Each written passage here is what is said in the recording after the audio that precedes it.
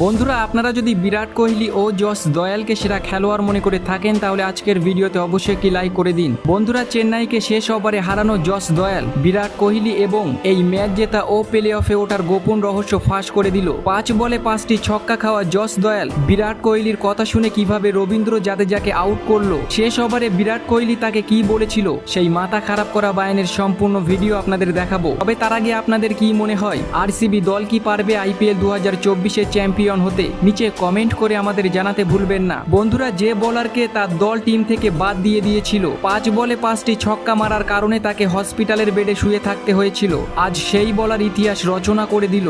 Jos দয়ালের নাম আপনারা সকলেই শুনেছেন। আরসিবি দলকে প্লে অফে পৌঁছানোর আসল হিরো তিনি। আপনাদের বলে দেই, আইপিএল 2024-এর এটাই সব থেকে ইম্পর্টেন্ট ম্যাচ ছিল। এটা প্লে অফে ওঠার মরণ বাঁচার লড়াই ছিল। এই নকআউট ম্যাচে চেন্নাই অথবা আরসিবিকে জেতার প্রয়োজন ছিল।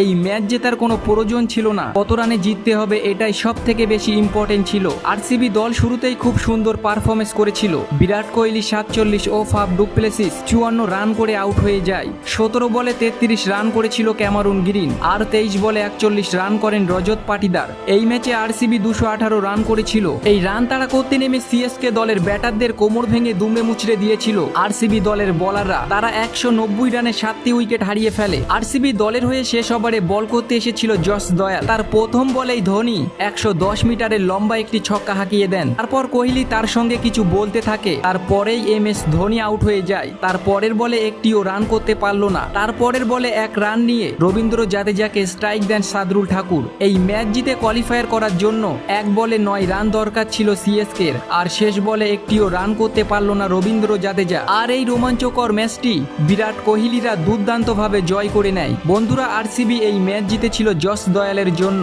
তারপর জস দয়াল বলেছেন, বিরাট কোহলির জন্য আমরা এই ম্যাচটি জিততে পেরেছি। তিনি তার বায়ানে বলেছেন, আমরা পরস্পর 5টি ম্যাচ জিতে এসেছি। আমি জানতাম এই ম্যাচ জেতা এতটাই সহজ হবে না। আমাদের ঘরের মাঠে জিততে হবে সিএসকের বিপক্ষে। সকলেই জানে চেন্নাই সুপার কিংসের সঙ্গে ম্যাচ জেতার জন্য ধোনির বুদ্ধির সঙ্গে আগে লড়াই করতে হবে। উইকেটের পিছনে দাঁড়িয়ে তিনি কিভাবে খেলেন সেটা আমরা সকলেই জানি। আজ আমাদের দলের ব্যাটাররা, বিশেষ করে বিরাট কোহলি ভাই, অসাধারণ খেলেছে। তারা শুরুতেই এমন রান করেছিল যার কারণে আমাদের দলের ব্যাটসম্যানদের কনফিডেন্স লেভেল অনেকটাই হাই হয়ে যায়। আমার প্রথম বলে যখন 6 মেরেছিল আমি অনেকটাই ঘাবড়ে যাই। তারপর বিরাট ভাই আমার কাছে এসে বলল, ধোনি যে বল খেলতে পারবে না তুমি সেই বল করো, আর ধোনি ভাই আউট হয়ে যায়, যার কারণে এই ম্যাচটি আমরা জিতে যাই। কোহলি ভাই আমাকে যদি এই বুদ্ধিটা না দিত তাহলে ধোনির উইকেট নিতে পারতাম না ও আমরা হয়তো এই ম্যাচটি হেরে যেতাম। বন্ধুরা, জস দয়াল বলে দিল বিরাট কোহলি ক্যাপ্টেনের ভূমিকা পালন করেছে। তো বন্ধুরা, আপনাদের কি মনে হয় এবারের আইপিএল ট্রফি কোন দল জিতবে? নিচে কমেন্ট করে আপনাদের মূল্যবান মতামত আমাদের জানাতে ভুলবেন না।